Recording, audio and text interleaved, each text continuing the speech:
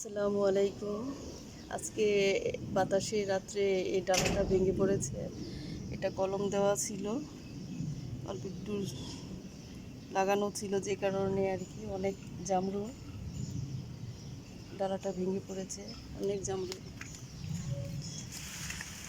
এখনো সম্ভব না, অনেক অনেক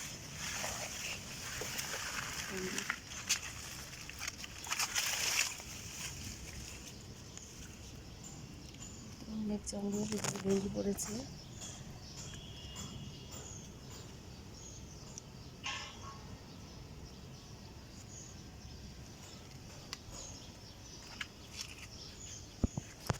এটা এই গাছে ছিল, এই পাশে